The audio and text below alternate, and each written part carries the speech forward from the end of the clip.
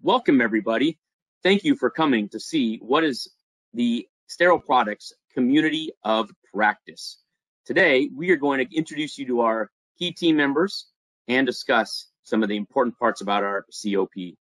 Our group represents over 200 years of experience in the industry with varying degrees of participation in ISPE in that time. So let's start with what is the coolest thing that you've learned while being part of the community of practice? Well, for me, definitely the fact that in aseptic processing, basically everyone knows there's a lot to learn and no one has, the magic one or like the one-fits-all solution. And therefore, everyone brings its own contribution and experience at the same time and therefore it's always open to hear and learn new alternatives and other things.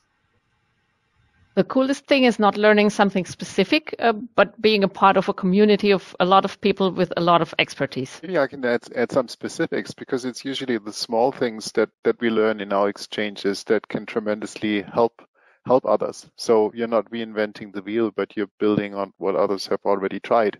Just as an example, we were discussing how to use helium instead of nitrogen for overlaying in aseptic processing. And hey, somebody had thought of it before and it used it before, and it's not that difficult. So there's an example. So I think there's a number of the coolest things that we get to be involved in, because every year technology changes and things get more interesting. And by participating, especially in a number of the face-to-face meetings and events, you actually get to see some of that equipment, sometimes on the floor, but often through presentations that the vendors are making as they push the envelope on what we can do from an equipment standpoint. And so, actually every conference or every meeting, you get to see the coolest things in the industry. And I think that's pretty exciting.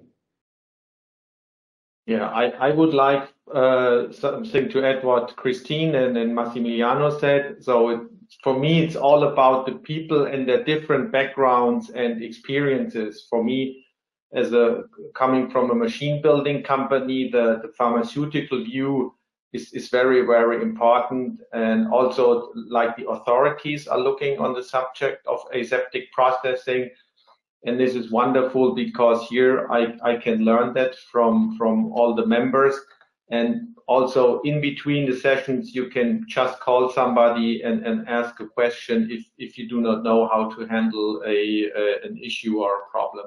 So for me, what the study of the design of the barrier technology, indeed including labs, also Q&A session with FDA, is quite valuable information. Well, one of the things that I think is the coolest part is being active in the COP and some of the committees, and the opportunity to review and comment on some of the regulations and guidance that's coming out, including Annex 1, PICS Annex 2A and 2B. This knowledge really helps us to be able to take that back to our organization and apply that knowledge. Yeah, I would say early in my career, I was able to see the amount of knowledge that really goes into the creation of the content, some of that feedback, the regulatory environment. And I had a chance to watch the industry experts, many of them which are on this committee, come together, author the Sterile Products Guide, bring content to the marketplace. And it's just the learning about the experiences of those individuals, which really has been the coolest for myself. So with that, what information have you learned in these education activities and documents then brought back to your organization? With the latest information of the barrier technologies, we have developed this information to the Japan regulatory side, PTA and SPP CoP Japan. And for myself, as Vince said, based on current guidelines and handbooks, I think the first step must be to have an expert assessment between all the parties, quality, operation, engineering, to find a reasonable risk-based approach. It's not always black and white, and you just cannot do without the knowledge of recent guidelines or trends you get in touch with on our conferences. How much do you guys love sterile processing? Well, of my 25 years in the industry, I've spent about 2 years in solid oral dosage forms and 23 years in parenteral sterile products. So I guess this answers the question. Not much more to say. Can I say 10 to the 6?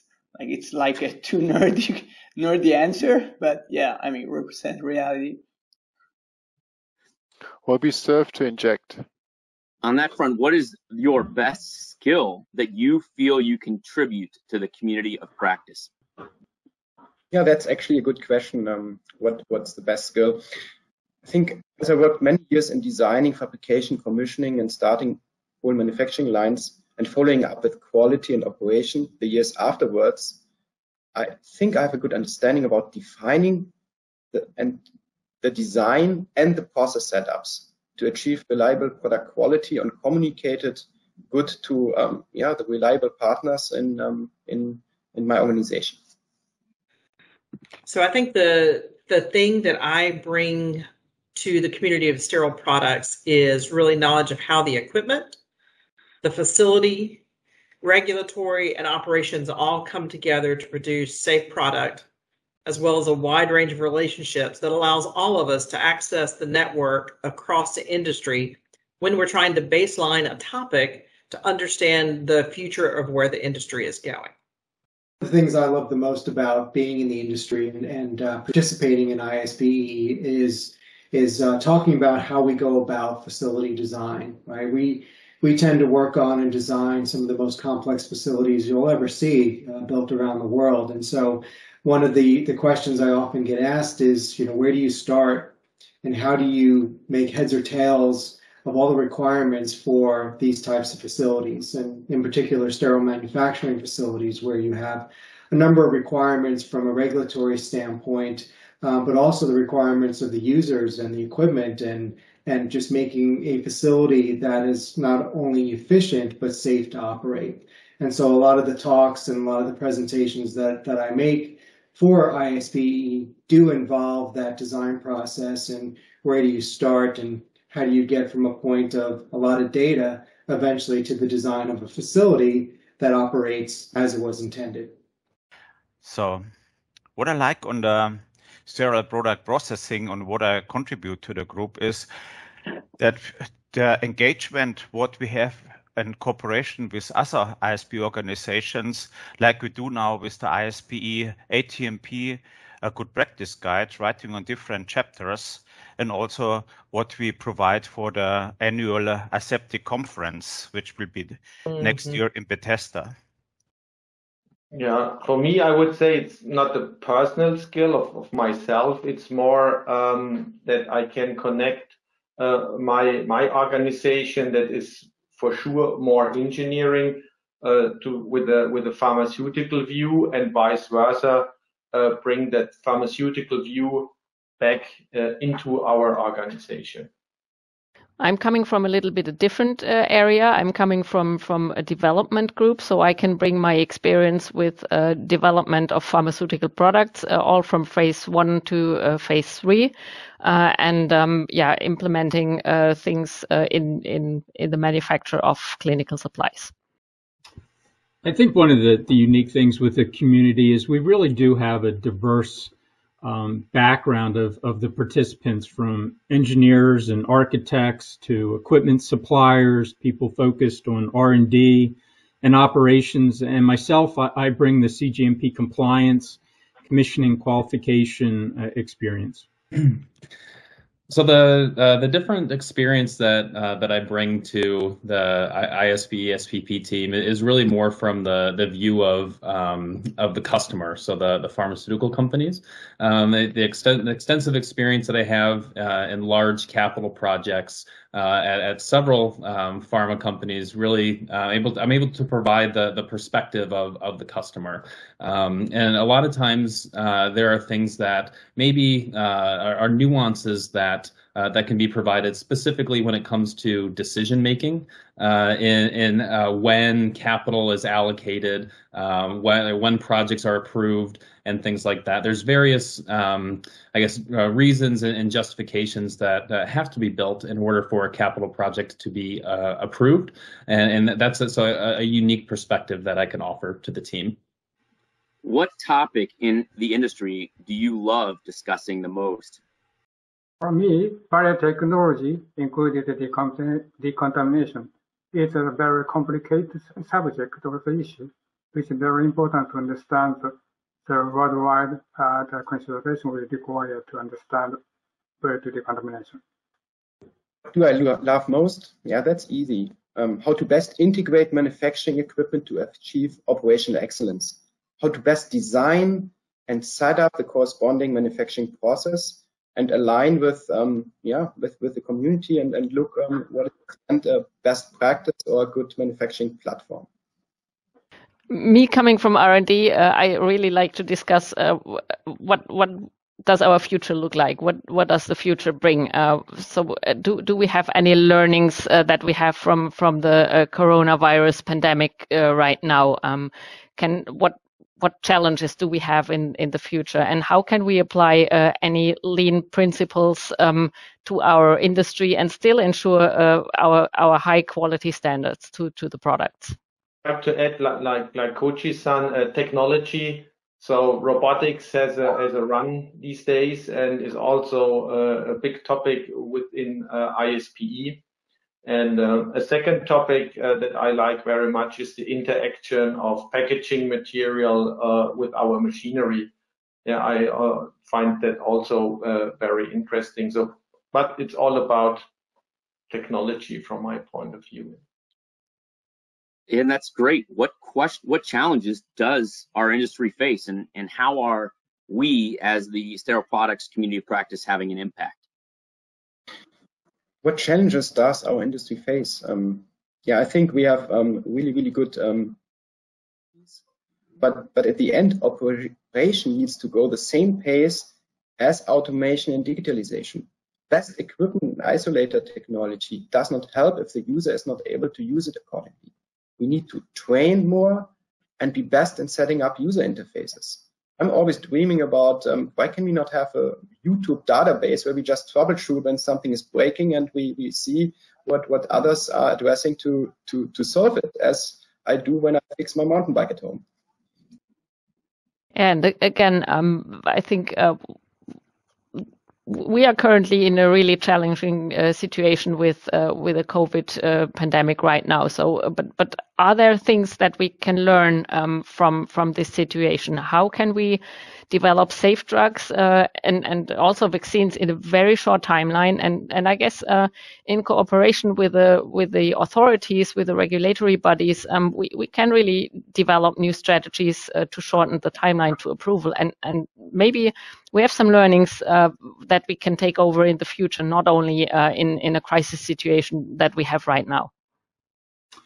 Yeah, I think one of the biggest challenges that we're facing is people and industry professionals, just the ability to find people to whether help projects, help in operations. One of the things that the CoP does help with is we help support the ISPE training sessions, the development of the good practice guides, and overall knowledge sharing from our professionals. On that front, what other areas are you involved in the ISPE community? So one of the other things that I'm involved with is the ATMP Good Practice Guide development. Yeah, I am involved in the preparation, in part member of the program committee of the yearly aseptic meeting. Yeah, I have a number of hats in ISPE on the board and the EC, but there's also local involvement. So we do have a local CoP for sterile products and processes within the DACH region, and that's a great complement to this group on a local level. So there's activities there as well. Why does your boss appreciate that you are involved in ISPE?